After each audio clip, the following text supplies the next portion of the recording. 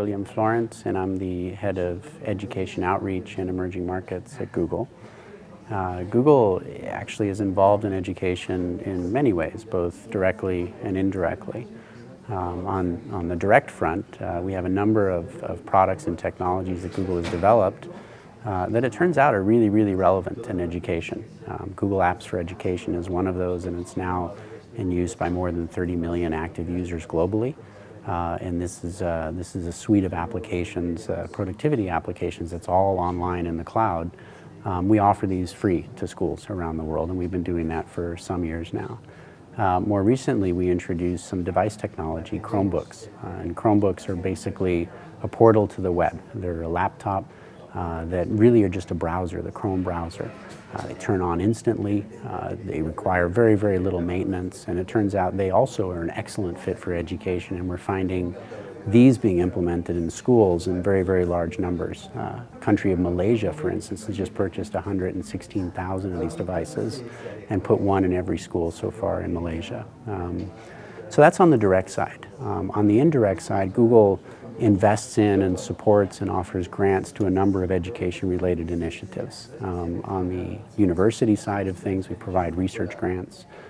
Pre-university, we provide grants that mostly revolve around promoting computer science and STEM subjects and trying to encourage more students to take interest in those subjects. We have programs such as the Computer Science for Education program and the RISE Awards that we do across Europe, and we're planning on expanding those beyond Europe. And then there's other innovations, and you don't know where innovation is going to come from, but the Khan Academy, for instance, is supported by Google and is actually built on the Google App Engine. So you can see we touch education in many ways in Google, even though we're not an education company.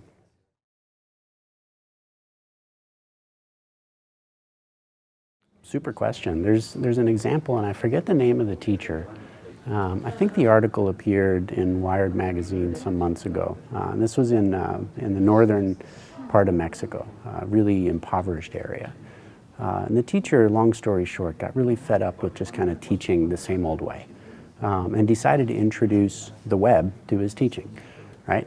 Challenge he had was he actually didn't have internet in his classroom, right? So he used to have to run home and search for information on the internet from his internet connection at home to be able to answer the questions that his kids were asking him in his classroom. And again, long story short, what ended up happening is by introducing the open web to his teaching methodology, he found out that one of his pupils was practically a genius. You know, she ended up actually getting the highest score in mathematics when she was previously on the verge of dropping out of the school. He was able to kind of tap into her passion and her interest and give her the potential to learn by introducing the open web into his teaching methodology. So I think the role of the teacher is along those lines. It's unlocking kids' potential. Now, we believe that access to the world's information is a good thing. What doesn't make sense to me is if the world has access to the information, why do we turn it off at schools, right? It seems that it should be just the opposite. So I think the role of the teacher is to ensure that kids get access to the world's information. And what better way of doing that than access to the internet?